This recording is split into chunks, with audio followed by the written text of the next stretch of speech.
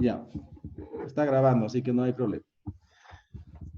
Entonces, vamos a ver ahora primero los bloqueos auriculoventriculares. Tienen que recordar que el PR normalmente está entre 0,12 como mínimo y 0,20 como máximo. Eso es lo que se considera normal. Entonces, para ver alteraciones en el PR, lo único que tengo que hacer es medir cuánto es ese PR desde el inicio de la onda P hasta el inicio del complejo QRS. Si hay onda Q, debería llamarse correctamente PQ, así que hay que tomar en cuenta eso, y si no hay Q, pues tomamos en cuenta la onda R, pero lo más común de denominar es PR. ¿Qué hacemos en estos casos? Como les digo, lo único que hacemos es medir cuánto es desde el inicio de la onda P hasta el inicio del complejo QRS. Si mide más de 5 cuadraditos, pues ya es un bloqueo AB de primer grado porque va a ser más de 0,20, como en este caso. Toda onda P debe tener su complejo QRS en el bloqueo AB de primer grado. Lo único que existe en el de primer grado es un retardo de la conducción auriculoventricular. Pero absolutamente todo está pasando. ¿Estamos? En el de segundo grado vamos a tener algunas ondas PES que no tienen complejo QRS. Esa es la característica del bloqueo AB de segundo grado. Algunas PES sin QRS. En el de primer grado ya hemos dicho, toda P tiene su QRS. El de segundo grado tiene dos tipos. El tipo 1 y tipo 2, que tiene varios nombres, así que yo para no confundirme, prefiero llamarlos tipo 1 y tipo 2, punto. ¿Cuál es la diferencia entre cada uno de ellos? La vamos a ver en estos gráficos. En el de tipo 1, el PR se va prolongando progresivamente, va siendo cada vez más largo, hasta que existe una P y no tiene su complejo QRS, que les vuelvo a decir una vez más, eso es lo que marca en realidad el bloqueo AB de segundo grado tipo 1 o el de segundo grado. Algunas ondas P sin QRS. En este caso tenemos una onda P y no tenemos QRS, pero el PR, antes de que exista esta P bloqueada, se ha prolongado progresivamente. En cambio, en el de tipo 2, el PR es constante. Puede estar prolongado, puede estar normal, pero es constante en todos los ciclos, no varía, no se va prolongando. Y de repente aparece una onda P sin QRS. Es la diferencia entre el tipo 1 y el tipo 2. En cambio, el de tercer grado, que también se llama completo o disociación auriculoventricular, ustedes van a ver acá que hay P, hay P, hay P, hay P, hay P, hay P. Las ondas P tienen su propia frecuencia, pero no tienen complejos QRS. Aquí podríamos decir que hay 3 ondas P y viene un complejo QRS. Aquí vienen 2 ondas P y tiene un QRS. Aquí hay una onda P y hay un QRS. Si medimos la distancia entre las P, es la misma y va a tener una frecuencia mayor. En este caso más o menos es 100, que va a ser la frecuencia de las ondas P. En cambio, la frecuencia de los ventrículos es mucho más baja y puede caer en cualquier lado la onda P. Muchas veces queda dentro del complejo QRS, deforma el ST, la onda T. Es muy variable porque no hay ninguna relación ya entre las aurículas y los ventrículos. Por eso se llama bloqueo AB completo o disociación auriculoventricular. Y en este caso, como ya vimos en la anterior clase, como está bloqueado completamente el estímulo desde las aurículas, directamente el ventrículo empieza a activarse y se llama un ritmo idioventricular. Este sería un bloqueo AB completo con un ritmo de escape a nivel ventricular, o sea, idioventricular. Esos son los conceptos básicos para diagnosticar bloqueo AB. Primer grado, segundo grado tipo 1, tipo 2 y de tercer grado con las características que ya les he indicado.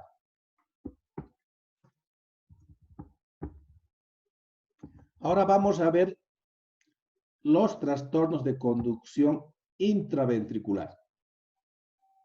Y en estos tenemos básicamente a los bloqueos de rama, derecha o izquierda, y a los hemibloqueos de la rama izquierda.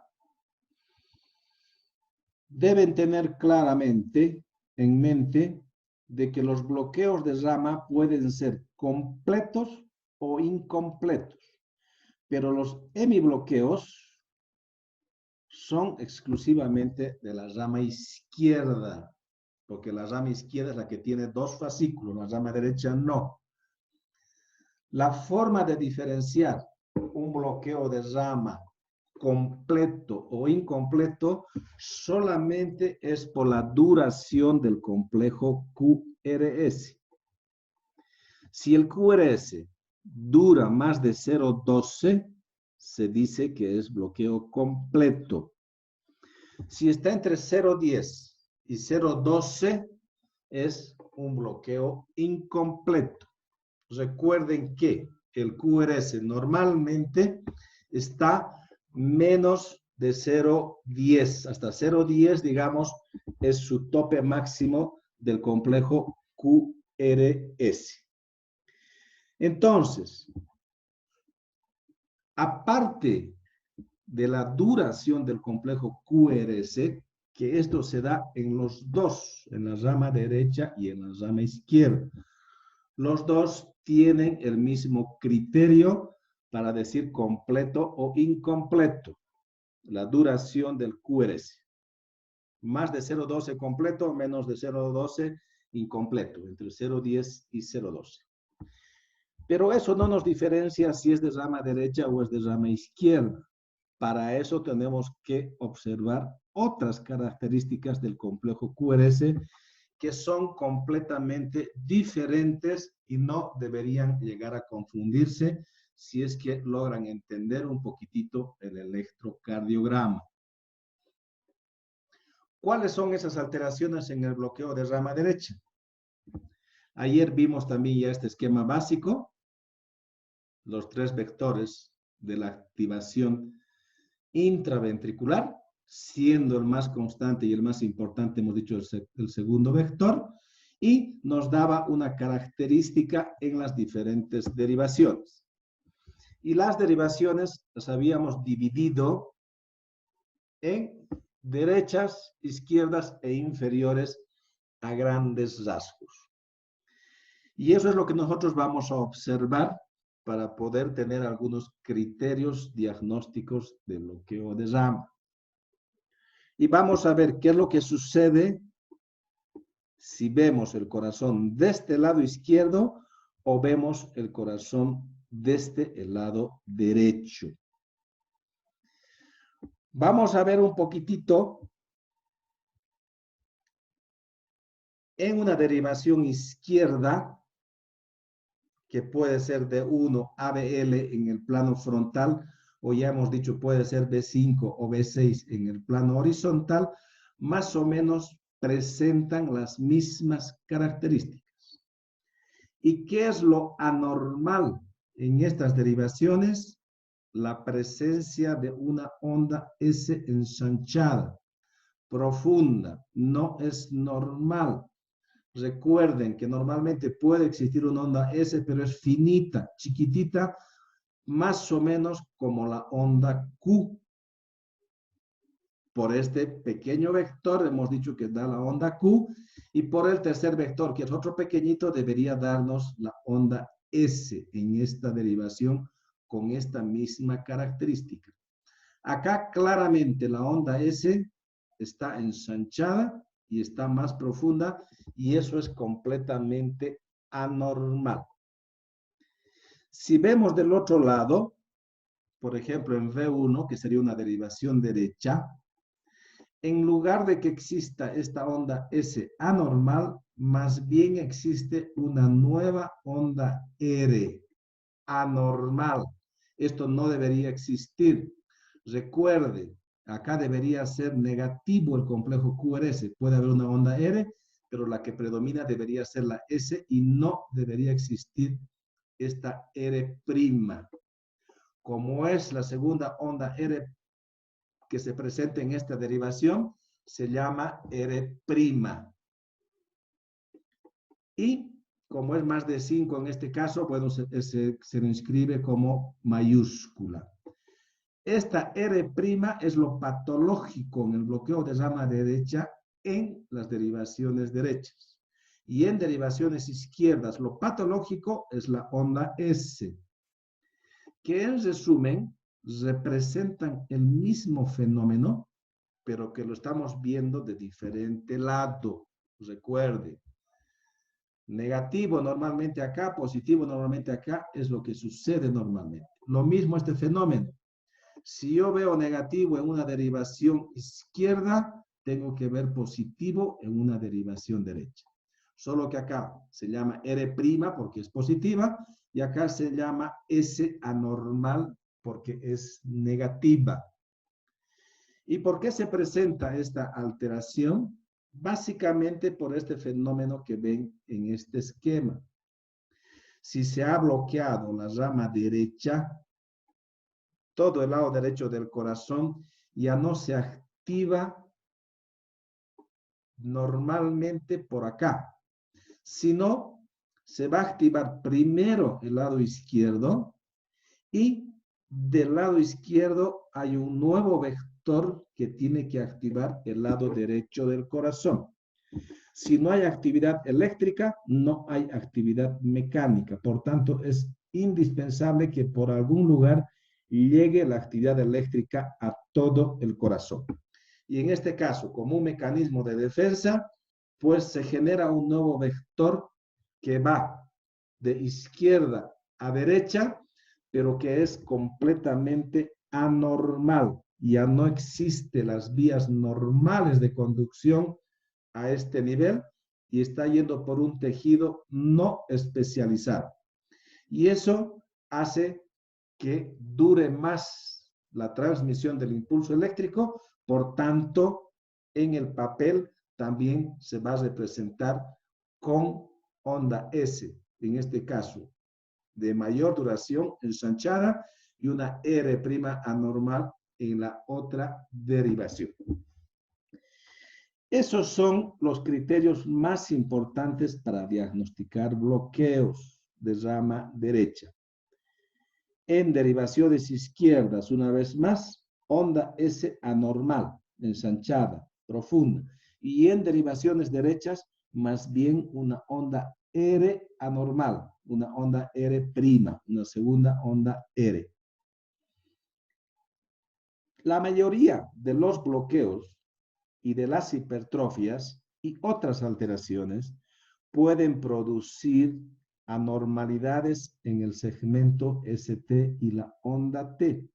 A eso se llaman alteraciones de la repolarización, que son muy inespecíficas y acompañan con mayor o menor frecuencia a los bloqueos de rama derecha. También están descritos como criterios que apoyan el diagnóstico, pero no son los más importantes. Acá, por ejemplo, ustedes ven que hay T negativa, acá también, pero eso es secundario al bloqueo. Lo más importante, onda S y R' anormal para diagnosticar bloqueo de rama derecha.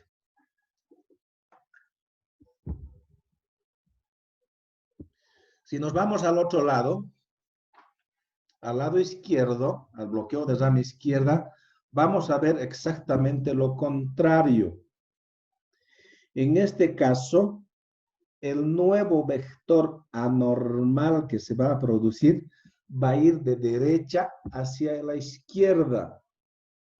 ¿Por qué? Porque está bloqueado la rama izquierda y ya no activa el ventrículo izquierdo. Entonces, primero se va a activar el ventrículo derecho y del ventrículo derecho se origina un nuevo vector que va a ir al lado izquierdo. Pero también va a transcurrir por tejido no especializado, por tanto va a durar más y eso vamos a ver en el electrocardiograma.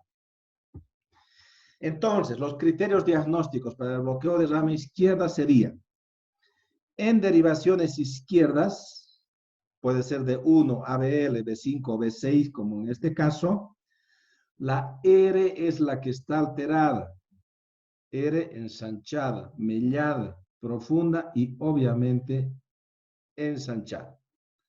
A diferencia de lo que hemos visto en el bloqueo de rama derecha, que en estas derivaciones lo patológico era la onda S anormal. En el bloqueo de rama izquierda, la R es la que está alterada, ensanchada, mellada, como en este caso. Y en una derivación derecha, también lo contrario. En el bloqueo de rama derecha hemos visto que aquí la onda R'. Acá todo el complejo puede ser negativo y en ese caso se llama QS, o puede existir una R pequeñita como en este caso y más bien la S ser la que predomina. Por tanto, no deberían confundirse y acá tienen unos esquemitas que comparan en las diferentes derivaciones. En derivación derecha, como es B1, ya hemos dicho, bloqueo de rama derecha, R anormal, R' anormal. Bloqueo de rama izquierda, más bien QS, negativo. En una derivación izquierda, en el bloqueo de rama derecha, S anormal. En cambio, en el bloqueo de rama izquierda, R anormal. Y en todos los casos puede acompañar estas alteraciones del segmento ST y la onda T. ¿Estamos hasta ahí? Sí, doctor. Sí, doctor. Muy bien. Y como me están haciendo grabar de paso, así que van a poder repasar. Y como tienen tiempo, pues espero que aprovechen. Los hemibloqueos, como les digo, son exclusivamente de la rama izquierda. No hay hemibloqueo derecho. Hay bloqueo incompleto, pero no hemibloqueo de la rama derecha. Los hemibloqueos básicamente se diagnostican por la desviación del eje eléctrico de los ventrículos. Normal, el eje eléctrico del QRS, según diferentes autores, dan diferentes criterios, pero en general se acepta que desde menos 30 hasta más o menos más 110 es normal el eje.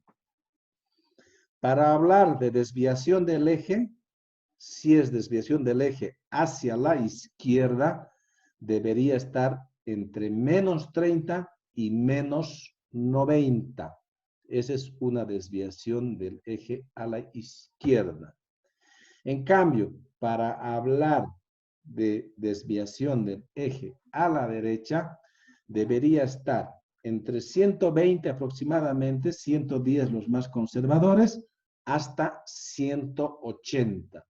Esa es la desviación del eje a la derecha. Hay varias alteraciones que pueden desviar el eje eléctrico de los ventrículos. Los hemibloqueos es una de las causas. Hipertrofias, por ejemplo, es otra de las causas que vamos a ver mañana. Pero el criterio para diagnosticar hemibloqueos es desviaciones del eje en ausencia de otros criterios de hipertrofia ventricular. Si yo tengo un eje eléctrico a la derecha y tengo otros criterios de hipertrofia, en general no se hace el diagnóstico de hemibloqueo, sino se dice que es desviación del eje a la derecha producido por la hipertrofia ventricular y no porque exista un hemibloqueo anterior. ¿Qué quiere decir hemibloqueos anteriores? Que es un fascículo el que está bloqueado.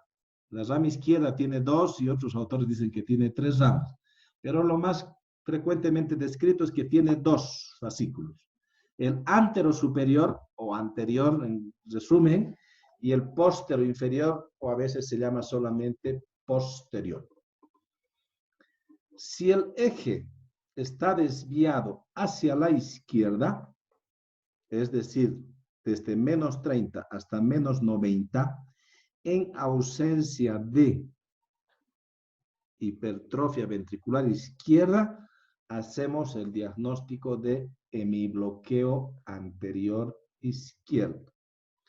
En cambio, si el eje está desviado hacia la derecha, desde 110 o 120 hasta 180, en ausencia de hipertrofia ventricular derecha, estamos hablando de un hemibloqueo posterior o póstero inferior.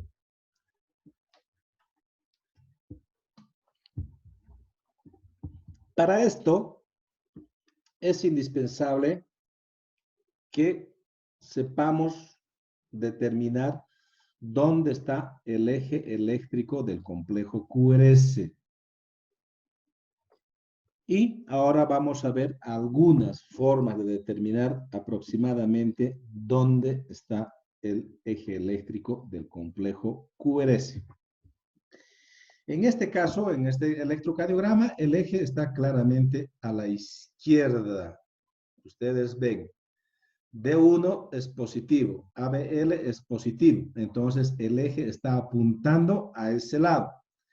Y más bien es negativo en D2, en D3 y ABF, que son derivaciones inferiores. Por tanto, el eje va a estar claramente a la izquierda. El eje eléctrico apunta más o menos a donde se vea más positivo el complejo QRS.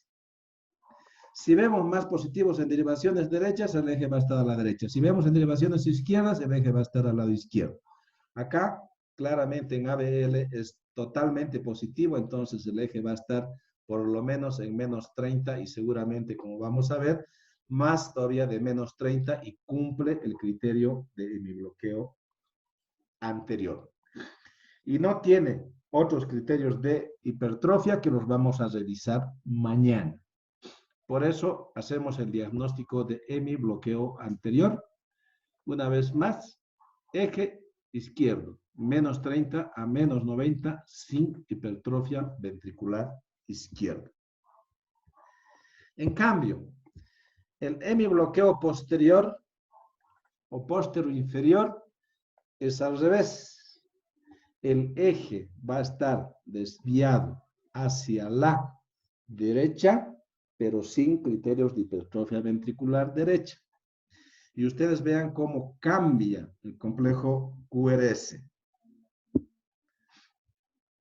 En AVL, que es una derivación izquierda, en el anterior electrocardiograma estaba puramente positivo. Acá predomina el negativo, por tanto el eje va a estar al otro lado de esta derivación. Y esta derivación está en menos 30. El otro lado debería ser 150, así que va a estar seguramente por ahí el eje eléctrico que está desviado, en este caso, a la derecha. Y no tiene otros datos de hipertrofia ventricular izquierda que los vamos a revisar mañana. Fíjense, D2, D3 y ABF son positivos. En el hemibloqueo anterior, D2, D3, ABF son negativos porque el eje está apuntando a estas derivaciones izquierdas. En cambio, en el hemibloqueo posterior son positivos porque el eje va a estar apuntando a estas derivaciones inferiores y derechas.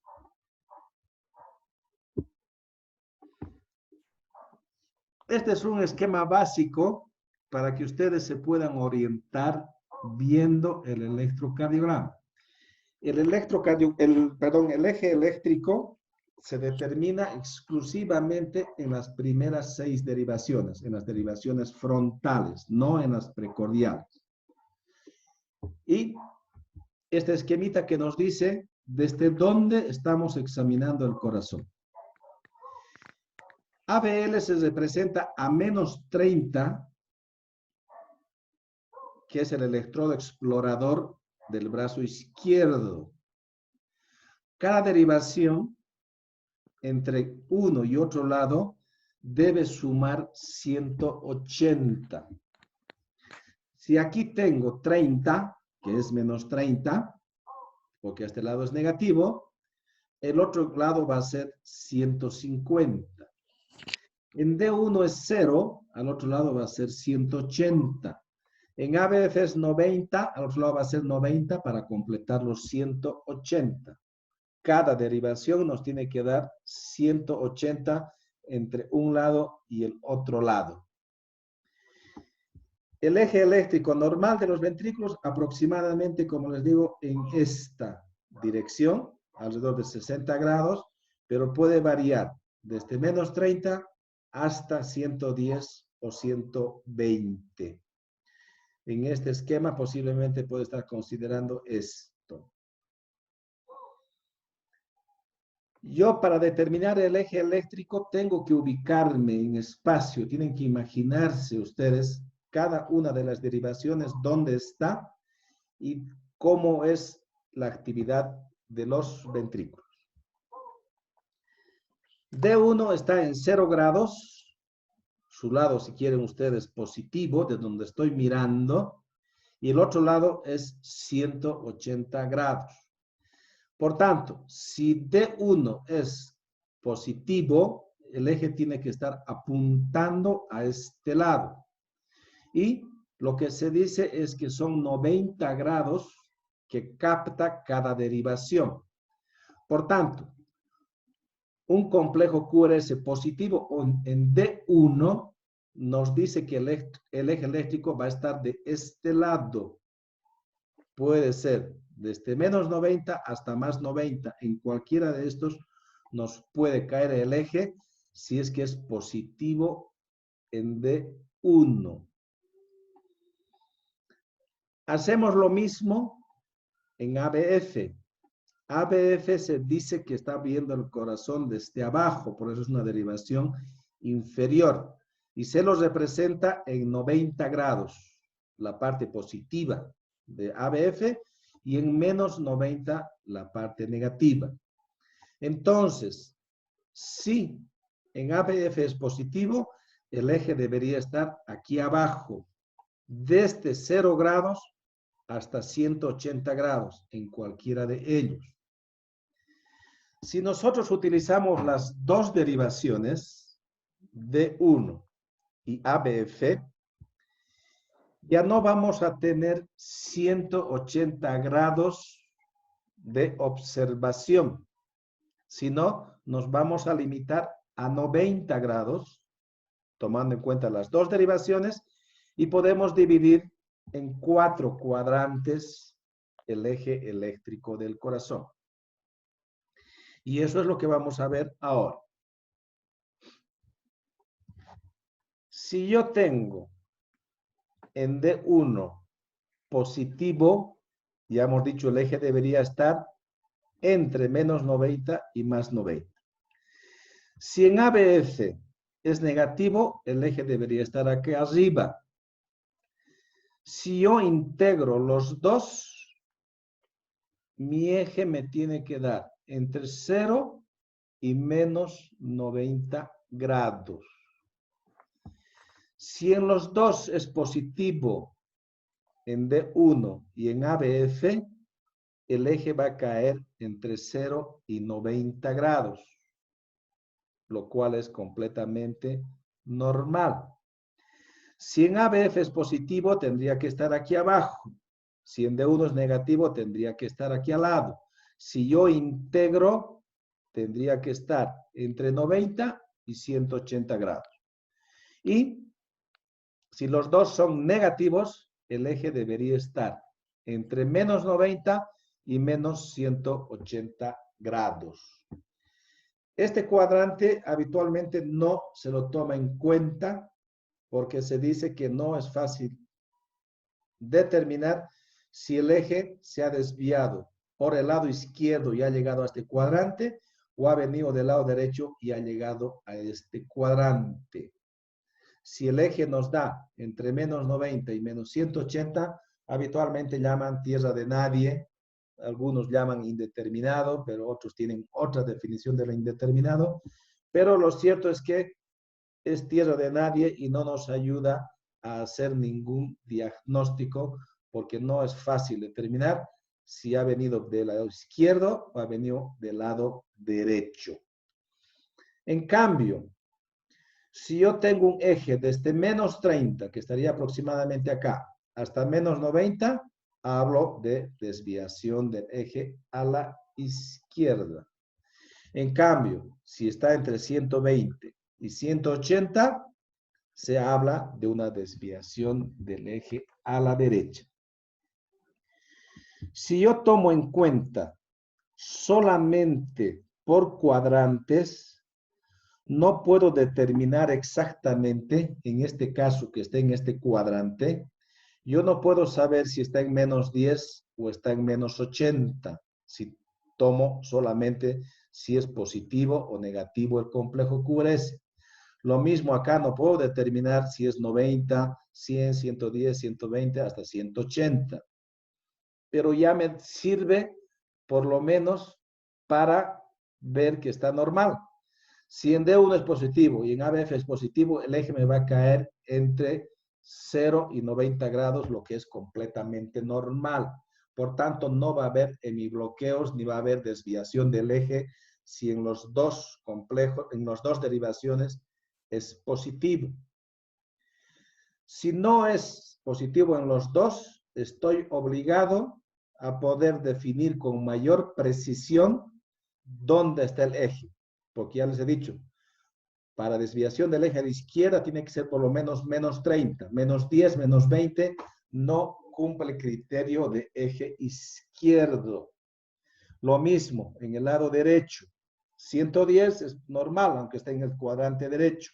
Entonces tengo que determinar con mayor precisión dónde está el eje eléctrico en estos casos. Y para eso hay dos formas. Bueno, debe haber muchas formas, pero dos formas que yo les voy a recomendar. Si saben más, muchísimo mejor. Si lo hacen de una forma mucho más fácil, también no me enojo. Con que el resultado sea el correcto, está bien. ¿Cómo puedo saber con mayor precisión dónde está el eje? De dos formas. Uno es midiendo el complejo QRS en su totalidad. Ya no solamente decir es positivo o negativo, sino tengo que medir cuánto tiene de positivo, cuánto tiene de negativo y sacar el resultado final en las dos derivaciones. Y el eje va a estar dirigido al número mayor. Y para eso podemos hacer cuadraditos y podemos hacer otras cosas más.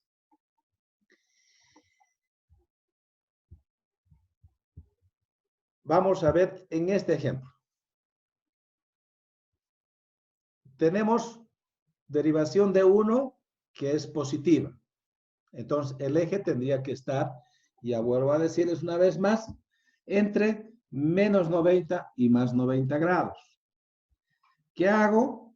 Veo ABF, también es positivo.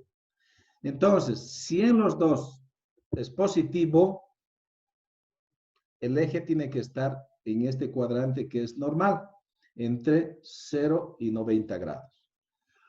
¿Cómo hago para saber si está en 10, 20, 30 o está en 80? Cuantifico. No solamente ya veo si es positivo o negativo, sino tengo que cuantificar.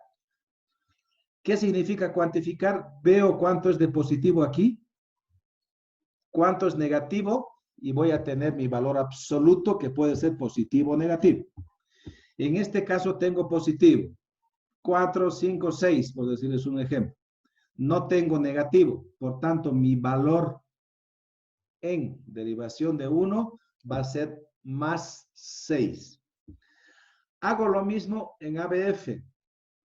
En ABF, en este caso, prácticamente es igual. Más o menos son 5, 6.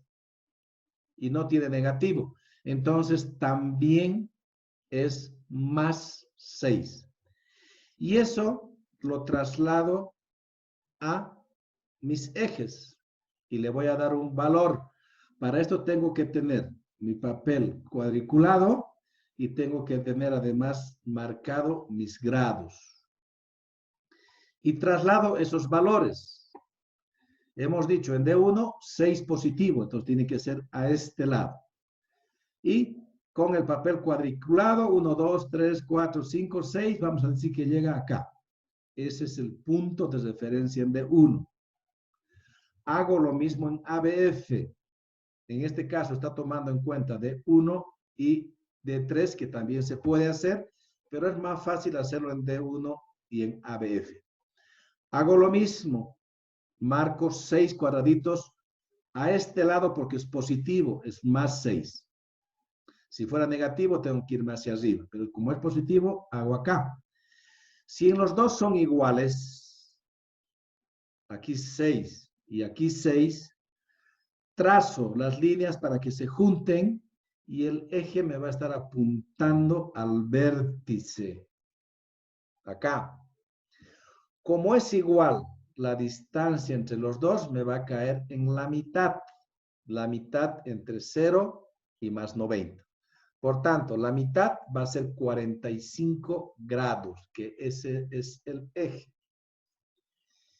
Si el resultado fuera, por decirles un ejemplo, más 6 en D1, estaría acá el punto, y vamos a decir que solamente sea más 1 en ABF, su punto tendría que estar aquí. Si trazo su línea para que se junten, se van a juntar a este nivel. Si hago la flechita para que apunte al vértice, el eje va a estar más o menos en 5 o 10 grados. Por tanto, el eje va a estar más cerca del que domine en la suma final. Si domina en la suma D1, va a estar más cerca a D1. Si domina ABF, va a estar más cerca a 90 grados. Y de acuerdo a eso, ustedes se pueden orientar sin tener ni siquiera el cuadrito ni tener los grados, solamente con esos conceptos. La otra forma de determinar con mayor precisión y no solamente en cuadrantes es ver si en un electrocardiograma hay una sola derivación, vuelvo a decir, desde las 6 primeras derivaciones, si hay una sola derivación en las cuales el complejo QRS sea isodifásico, es decir, la parte positiva sea de igual magnitud que la parte negativa. Eso se llama isodifásico. Aquí, por ejemplo, no tenemos, ninguno de estos cumple el criterio de ser isodifásico. Y tiene que ser solamente en una derivación para decir que, para utilizar esa técnica. Acá no podría utilizar esa técnica del isodifásico. Pero para que tengan una idea, podríamos imaginarnos que en ABF, por ejemplo, sea isodifásico, que tiene este componente positivo y tiene otro componente negativo de la misma magnitud. Entonces, tendríamos en este caso un QRS isodifásico en ABF. Si tengo eso, lo que hago es ver su derivación perpendicular, que en este caso es D1. Y en D1 veo si es positivo o negativo. Si es positivo, me apunta a D1, que sería 0 grados. Y si es negativo, me va a apuntar al otro lado, que sería 180 grados. Y volvemos a nuestro esquemita. Si en ABF es isodifásico, su perpendicular con la que se cruza directamente es D1. Veo en D1 es positivo, el eje va a estar en 0 grados. Si en D1 es negativo, el eje va a estar en 180 grados. Al revés, si en D1 es el isodifásico, veo cómo está el complejo QRS en ABF. Si es positivo, va a estar en 90 grados. Si es negativo, va a estar en menos 90 grados. Cada derivación tiene su perpendicular.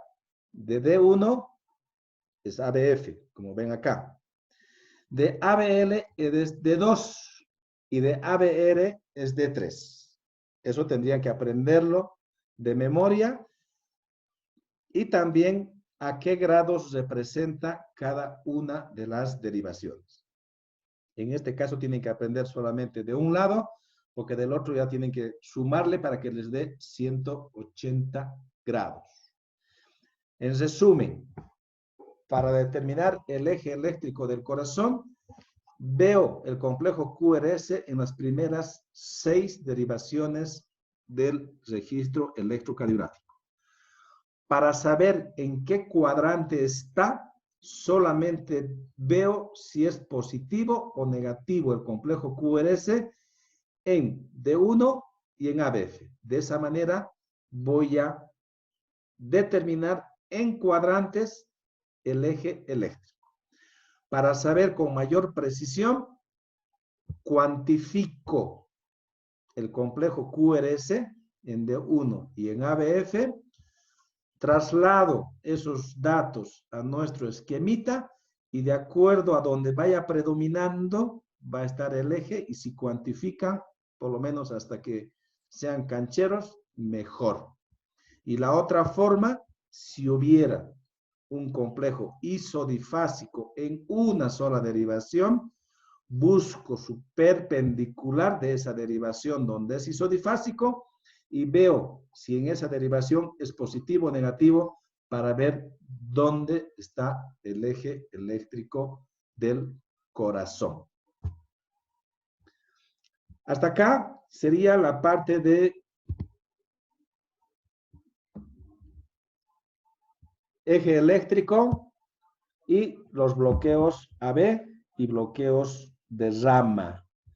La parte del eje, digamos, como que parece la parte más compleja, pero no es. Si ustedes fijan esos conceptos básicos, se van a dar cuenta que no es difícil, no es complejo. Entonces, para mañana revisen un poquitito lo que hemos hablado ahora, vean algunos electros, porque nos va a servir para que veamos mañana las hipertrofias. De todos modos, ya les he dicho, si tenemos que repetir, pues vamos a repetir hasta que ustedes entiendan estas cosas básicas. No estamos apurados, así que por lo menos yo no estoy apurado. Me imagino que ustedes tampoco. ¿Estamos? Sí, doctor. Entonces pónganse de acuerdo hoy día, no sé cuándo se va a poner de acuerdo con el doctor Gutiérrez. Me avisan cualquier ratito y yo programo las otras reuniones. Si hay que cambiar el horario, no tengo ningún problema. ¿Listo? Está bien, doctor. Bien, Muy doctor, bien, gracias. mañana vamos a ver lo que son hipertrofias, auriculares y ventriculares. Está bien, doctor. Muy Está bien. bien. Chao, hasta mañana. Gracias, doctor. Hasta luego. Hasta mañana, doctor. Hasta luego.